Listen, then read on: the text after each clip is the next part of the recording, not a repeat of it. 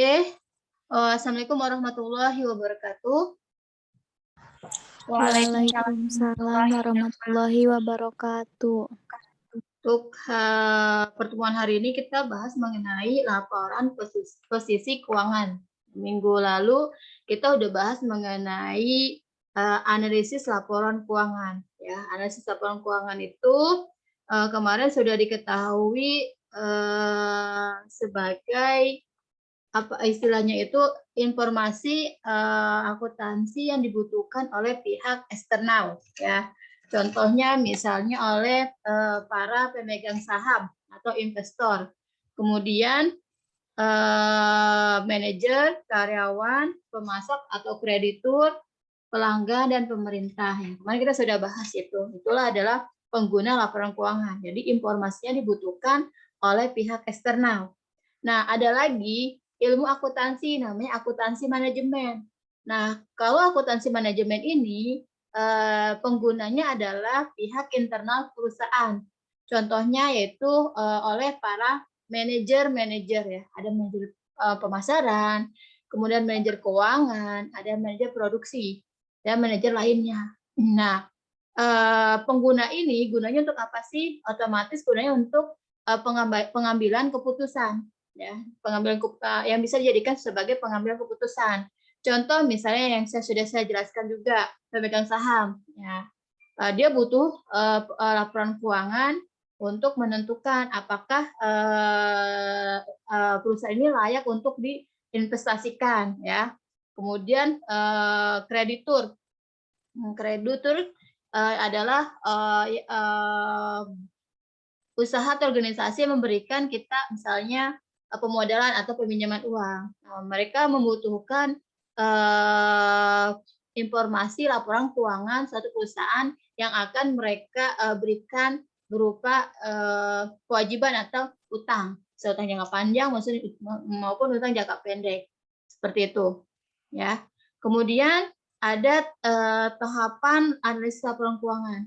Ya, tahapan analisis laporan keuangan itu terdiri dari bentuk laporan posisi keuangannya ya, kemudian ada laporan laba ruginya, kemudian juga ada laporan arus kasnya. Nah, itu adalah kemudian ada laporan perubahan modal. Itu adalah bentuk laporan keuangan. Nah, sekarang kita laporan posisi keuangan. Nah, untuk laporan posisi keuangan ini terdiri dari aset ya. Jadi kan ada bentuk aset liabilities atau bentuk neraca. Nah, itu adalah laporan posisi keuangan. Tapi sederhananya laporan posisi keuangan itu adalah aset sama dengan liabilities plus ekuitas. Nah, jadi harta sama dengan kewajiban atau hutang plus modal. Itu adalah laporan posisi keuangan. Ya, jadi laporan posisi keuangan itu adalah laporan yang menggambarkan posisi keuangan suatu perusahaan pada saat tertentu. Misalnya pada satu periode, misal per bulan seperti itu.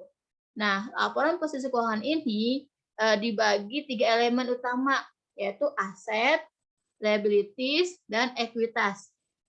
Ya. Nah, ketiga ini yang aset, liabilities, ekuitas ini dirangkai dalam satu persamaan akuntansi ya. Jadi aset sama dengan liabilities plus ekuitas atau harta sama dengan hutang plus modal. Ini adalah persamaan akuntansi atau istilahnya laporan posisi keuangan. Paham nggak sampai sini? Paham, Bu. Paham, Bu. Nah, itu ya. Jadi intinya persamaan akuntansi. Nah, untuk aset, aset itu terdiri dari aset lancar atau current asset. Ya, kalian pernah mengetahui lah di semester 1 mengenai pengantar akuntansi 1 kalian sudah pelajari. Nah, aset ini adalah aset yang dapat dikonversi menjadi kas dalam waktu kurang dari 1 tahun atau satu siklus operasi bisnis perusahaan. Itu adalah aset lancar. Ya, jadi aset lancar ini bisa dikonversi menjadi kas dalam waktu kurang dari 1 tahun. Ya.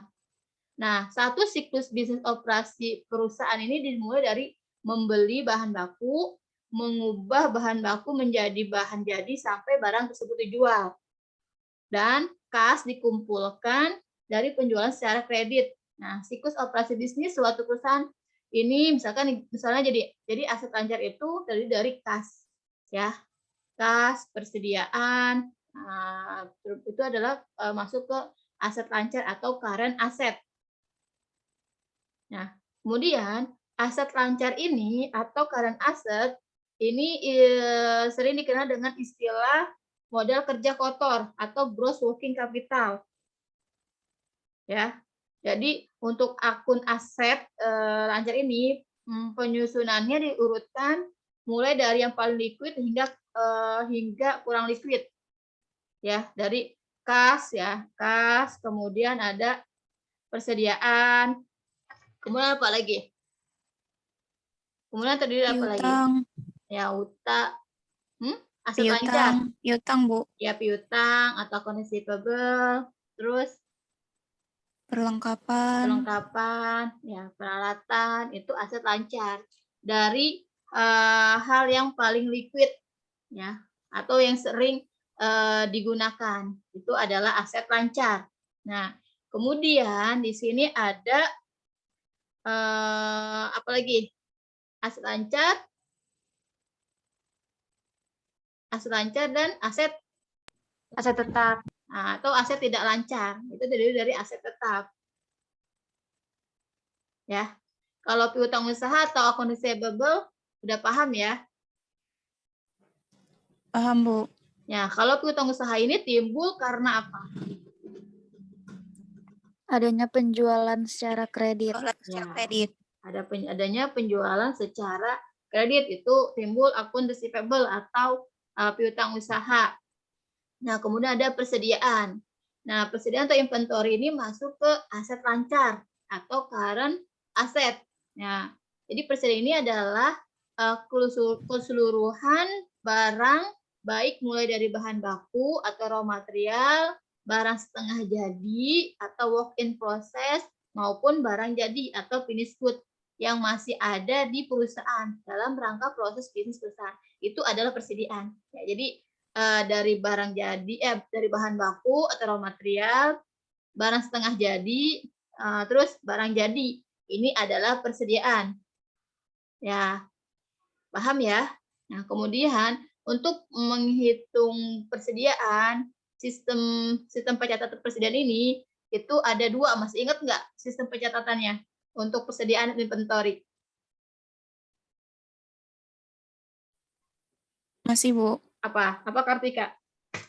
Periodik dan perpetual. Periodik dan perpetual. Nah, kalau perusahaan itu lebih sering menggunakan yang mana? Periodik apa yang perpetual? Kalau perusahaan dagang, biasanya ke perpetual, Bu. Ya, apa aja metodenya? Ada FIFO, LIFO, sama average. Ya, itu adalah metode yang digunakan perpetual ya, FIFO, LIFO, sama average ya. Paham ya, FIFO itu apa, LIFO itu apa? Ya, Kartika paham nggak? Iya, paham, Bu. Oke, itu adalah persediaan atau inventory. Oke, kemudian juga ada beban dibayar muka atau private expense. Ini masuk ke aset lancar. Ya, kalau beban bayar di muka ini atau private expense ini contoh misalnya sewa dibayar di muka atau private rent, asuransi dibayar di muka atau private insurance, terus beban dibayar di muka ini merupakan masuk ke aset lancar atau current asset. Nah, kemudian ada aset tidak lancar atau di sini ada aset tetap atau fixed asset ya. Fixed asset itu jelas ya, di sini ada mesin, mobil, itu masuk ke fixed asset ya. Terus ada lagi aktiva tidak berwujud ya. Contohnya apa? Goodwill. Ya, goodwill kayak gitu ya. Itu kan posisi di sebelah kiri ya. Itu dalam neraca ada aset lancar, kas, persediaan, beban dibayar muka, perlengkapan itu masuk ke aset lancar. Kemudian ada aset tidak lancar, intangible asset, ada aset tetap dan aset tidak tetap. Ya, aset tetap itu mesin, mobil, tanah, bangunan itu aset tetap. Ya, atau fixed asset. Kemudian ada aset tidak tetap atau intangible asset. Terjadi goodwill, franchise, hak paten dan seterusnya itu intangible asset. Nah, kemudian di sebelah kanan ini ada liabilities. Liabilities itu adalah utang perusahaan atau kewajiban ya. Liabilities atau kewajiban atau utang perusahaan pada pihak lain seperti pemasok ataupun kreditur yang wajib dilunasi oleh perusahaan. Itu adalah liabilities. Ada kewajiban jangka panjang, ada kewajiban jangka pendek.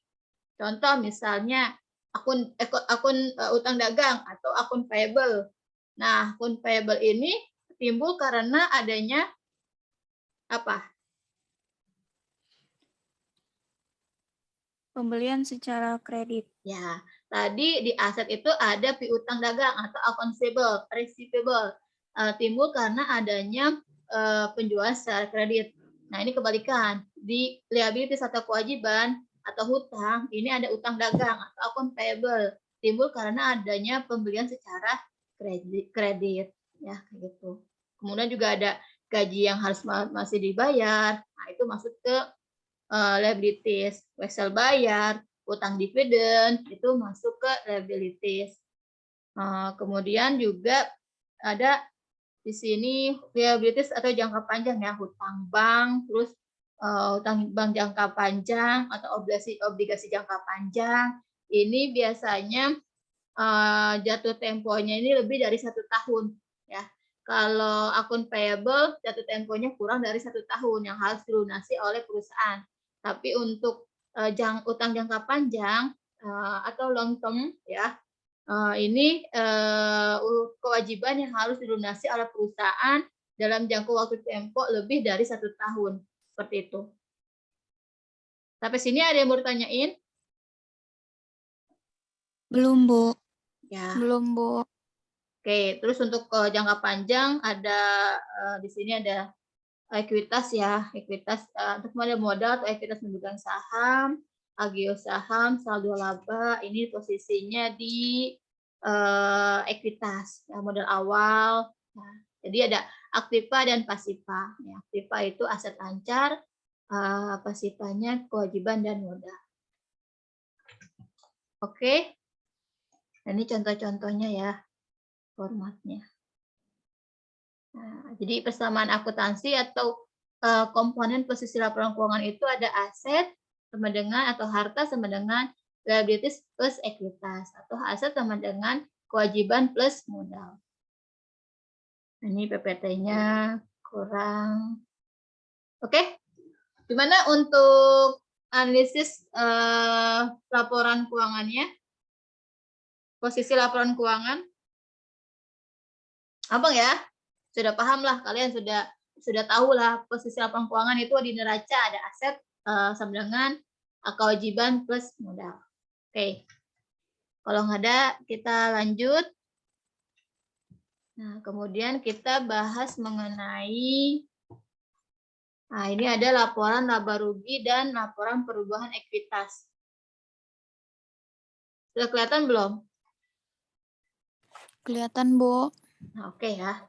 Tadi adalah laporan posisi keuangan terdiri dari aset, nah, di mana aset itu ada aset lancar atau current aset tetap atau fixed aset tak berwujud atau intangible asset. Nah, untuk liabilities-nya ini terdiri dari utang dagang atau account payable, gaji yang masih harus dibayar masuk atau accrued wage, ini masuk ke liabilities atau kewajiban, wesel bayar atau not payable masuk ke kewajiban, utang dividen ya yang utang-utang masuk ke kewajiban ya. Terus ada ekuitas atau pemegang saham. Nah, untuk pemegang saham ini ada, kalian pasti pernah dengar ada saham preference, saham biasa ya. Apa bedanya saham preference dengan saham biasa? Ada yang tahu nggak?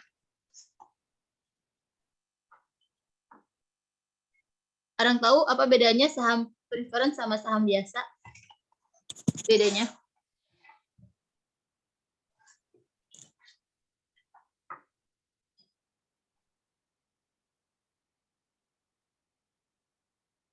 Anggi Harinisa ada, Anggi? Ada, Bu. Apa, Anggi, bedanya saham preference sama saham biasa, Anggi?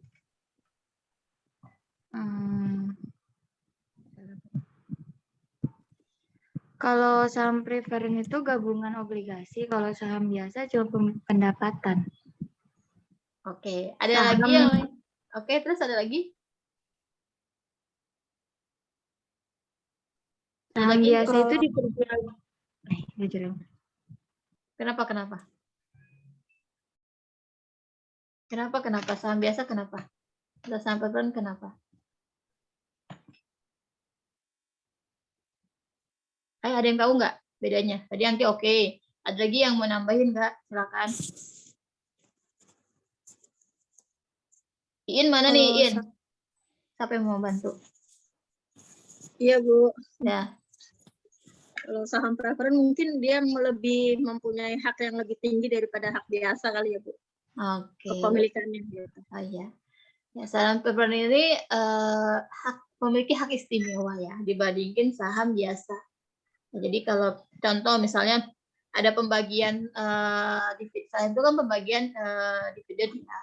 Nah, biasanya kalau yang punya saham preference ini biasanya didahulukan ya untuk pembagiannya karena dia memiliki hak istimewa. Nah, dibandingkan dengan saham biasa. Nah, kenapa saham preference ini memiliki hak istimewa dibandingkan saham biasa? Ya. Karena nilai atau harga dari saham preference ini lebih besar atau lebih tinggi dibandingkan dengan saham biasa. Makanya dia memiliki hak istimewa dibandingkan dengan saham biasa. Kayak gitu ya perbedaannya antara saham preference sama saham biasa. Oke, kita lanjut ke laporan laba rugi dan laporan perubahan ekuitas. Minggu lalu kita juga sudah bahas mengenai laporan analisis laporan keuangan ya. Ada laporan laba rugi dan laporan ekuitas. Ya, di mana sebagai istilahnya itu laporan keuangan itu ada sebagai sistem ya, kayak gitu. Oke. Nah, di sini laporan laba rugi kita pasti sudah tahu isi dari laporan laba rugi yaitu pendapatan dan secara sederhana ya pendapatan dan beban itu adalah bentuk dari laporan laba rugi pendapatan dan beban-beban. Nah kalau perubahan ekuitas itu ada modal awal, terus kemudian misalnya ada pengambilan, terakhir ada modal akhir itu adalah laporan perubahan ekuitas atau laporan perubahan modal. Nah, ini contoh dari laporan laba rugi atau income statement adalah laporan menggambarkan kinerja hasil operasional perusahaan selama satu periode tertentu. Nah, laporan laba rugi dibangun berbasis akrual atau akrual basis. Nah, basis akrual adalah pendapatan dan biaya dicatat ketika terjadi transaksi. Ya, jadi untuk laporan laba rugi ini sifatnya ini akrual basis atau pendapatan dan biaya dicatat ketika terjadi transaksi. Kalau misalnya belum terjadi transaksi, pendapatan sama biayanya nggak dicatat. Ya, jadi salah satu istilahnya itu salah satu ciri dari laporan laba rugi atau income statement ini transaksinya ini dicatat jika memang telah terjadi. Itu laporan laba rugi. Nah, contoh misalnya satu perusahaan melakukan penjualan barang 1 juta rupiah dan 70% dilakukan secara kredit, sisanya secara cash. Nah, berarti kalau basis akrualnya ini kan berarti penjualannya 1 juta, piutangnya 700, cash yang diterima kan 300.000. Ya, itu pencatatan secara akrual basis. Tapi kalau secara cash ini, berarti cash-nya 300, penjualannya 300. Paham nggak sampai sini? Paham, Bu. Nah, ini contoh ini kurang jelas nih. Ya, sini bentuk dari laporan laba rugi. Ini format single step atau multi step. Kayak gini, ada pendapatan bersih, biaya-biaya, beban operasi, ini saya lengkap ya. Ini adalah bentuk income statement. Income statement atau laporan laba rugi. Ini pada gini semuanya. Ya. Kemudian ada pendapatan atau penjualan bersih atau net revenue atau net sales diperoleh dari pendapatan atau penjualan selama satu periode dikurangi dengan pembatalan penjualan atau sales return dan pengurangan dari harga yang tercantum dalam faktur asli. Ya, ini adalah untuk mengetahui pendapatan atau penjualan bersih. Jadi pendapatan atau penjualan dikurangi dengan kalau misalnya return penjualan baru itu namanya penjualan bersih atau pendapatan bersih. Nah, setelah dikurangi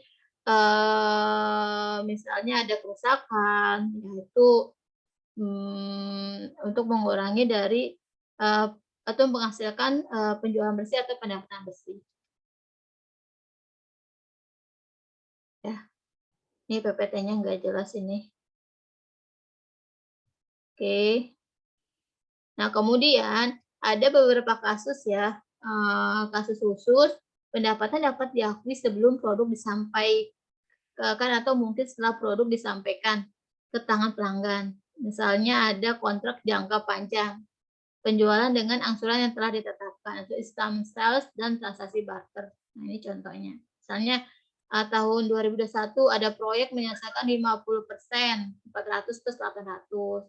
Dengan metode pendapatan tahun 2011 misalnya 500, 50% kali 1000.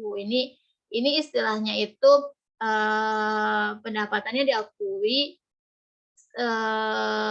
misalnya ada kontrak ya atau kontrak jangka panjang. Misalnya termin ya, ada terminnya kayak gitu. Misalkan termin pertama 50, termin kedua 20, termin ketiga 100% kayak gitu. Nah, ini contoh-contohnya.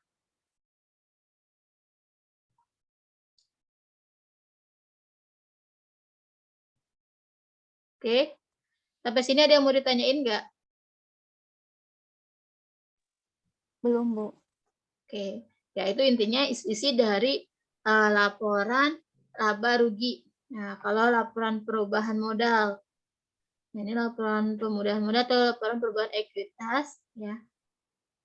Ini kalau sederhananya itu kan laba awal dikurangi dengan price atau pengambilan dan laba awal, saldo awal ya, saldo awal, kemudian ada pengambilan dikurangi, jadinya saldo akhir ya.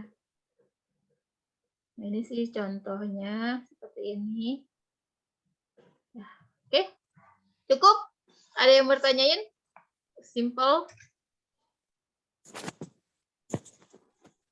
Maaf Ibu mau tanya,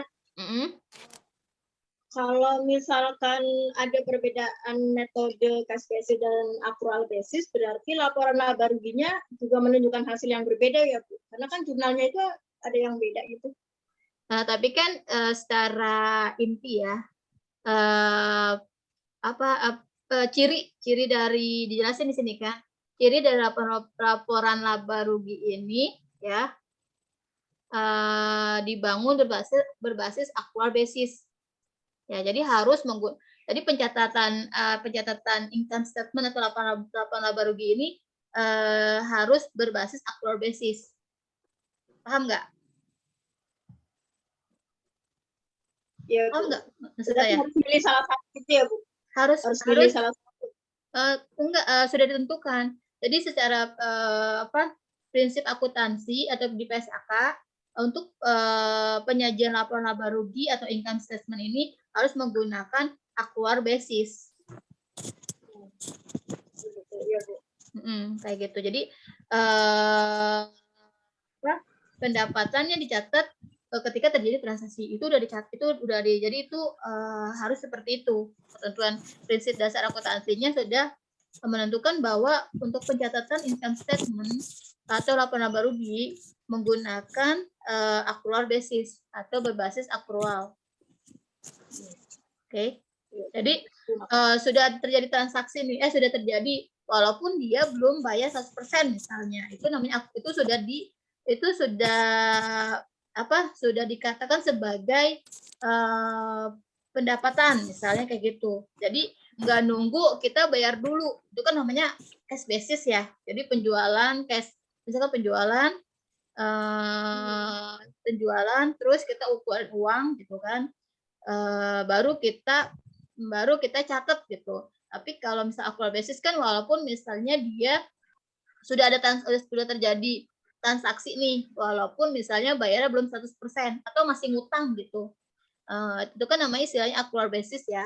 Walaupun sudah terjadi transaksi, walaupun istilahnya masih ada secara kredit, nah itu pendapatan sudah diakui. Itu namanya sistem accrual basis. Walaupun kita belum bayar. Kalau cash basis kan kita langsung bayar tuh. Itu namanya cash basis. Kalau accrual basis tuh kita istilahnya kita belum mengeluarkan cash kita. Itu ataupun kita sudah mengeluarkan cash kita tapi belum full. Itu namanya accrual basis. Paham? Ya, iya Bu, paham Bu. Ya, kayak gitu ya. Jadi standar akuntansinya untuk pencatatan income statement atau laporan laba rugi harus menggunakan accrual basis. Oke, ada lagi yang mau ditanyain?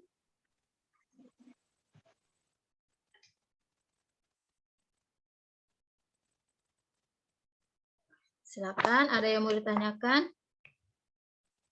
Kemarin gimana, ada kesulitan? Tugasnya? Enggak, Bu. Gampang ya, kamu cuma itu doang. Nah, oke. Cuma nyalin. Jadi laporan keuangan itu kan untuk yang perusahaan go public ya atau TBK ada yang lengkap, atau juga ada yang tidak lengkap ya. Tapi biasanya untuk yang perusahaan TBK kan karena sahamnya dimiliki oleh umum atau publik, maka laporan keuangannya juga harus dipublik atau dipublish beda dengan perusahaan-perusahaan yang non TBK atau perusahaan swasta yang laporan keuangannya hanya disajikan oleh pemilik saham internal, ya. Itu beda dengan perusahaan swasta yang non TBK dan perusahaan yang TBK.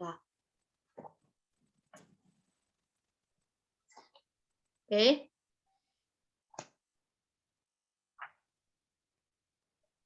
Nah, di sini nanti untuk laporan keuangan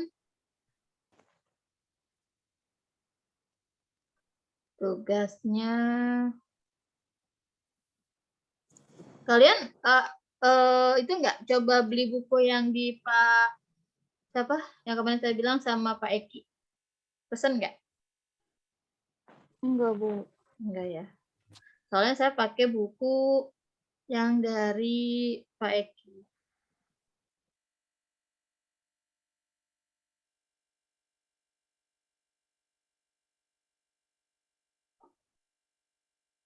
Nah, di sini untuk yang metode PIPO-LIPO ya, saya ada. Masih ingat nggak sih kalian metode PIPO-LIPO gitu? Masih, Bu. Masih ya, nanti saya coba kasih soal. Nah, saya cari soalnya dulu.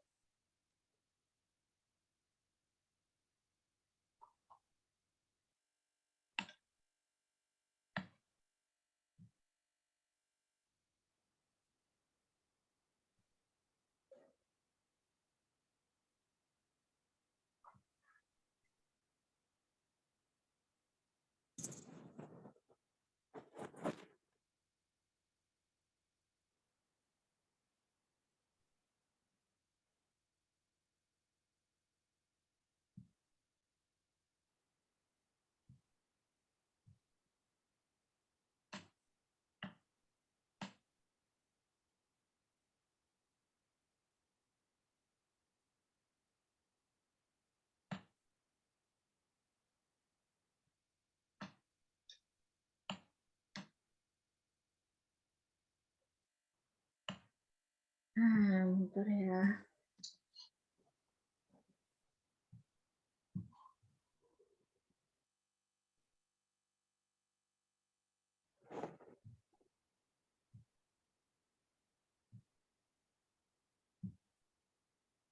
Nah, ini nih. Coba. Ini kelihatan nggak? Kelihatan, Bu. Nah, ini contoh soalnya.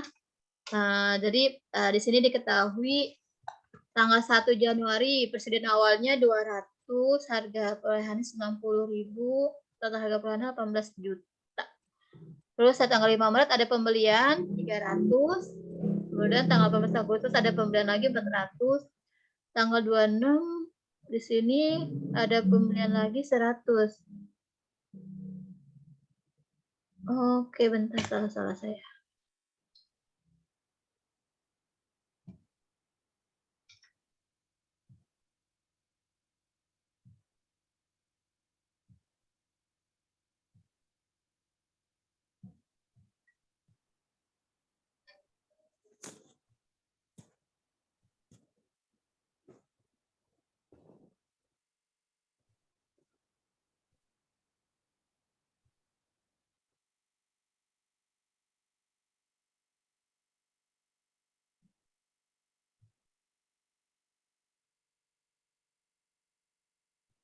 Soalnya yang mana nih?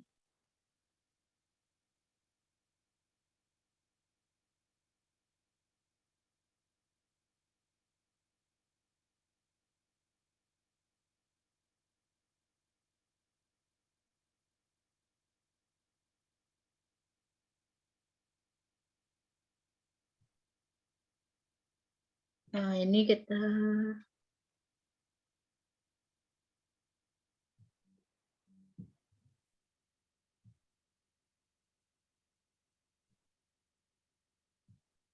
Nah, tuh. Ini contoh menggunakan metode perpetual ya. Kalau perpetual kan kalian harus bikin kartu persediaan. Masih ingat nggak? Iya, Bu. Nah, bikin kartu persediaan, ini metode perpetual diketahui sini tanggal 1, persediaan awalnya 120, tanggal 5 ada penjualan, berarti dikeluarin ya. Terus tanggal 12 ada pembelian, ada masukan lagi untuk persediaannya. Tanggal 19 ada penjualan, berarti berkurang persediaannya. Tanggal 23 ada penjualan lagi, berarti berkurang. Tanggal 27 ada pembelian, berarti bertambah persediaannya. Tanggal 31 ada pembelian, berarti bertambah. Nah, coba kalian hitung menggunakan metode FIFO dan LIFO. First in, first out sama last in, first out. Coba dibikin pakai Excel. Nanti tampilin. Bisa nggak? Bikin dulu. Nanti kita bahas bareng. Ntar, Bu, buka laptop dulu, Bu. Oke. Ini kelihatan kan soalnya? Di screenshot aja.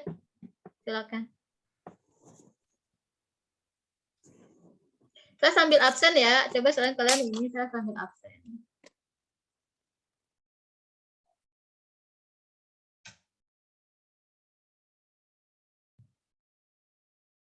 Kelihatan apa di kalian? Soal apa absen? Absen, Bu. Malah absen ya. Absen. Udah itu belum soalnya?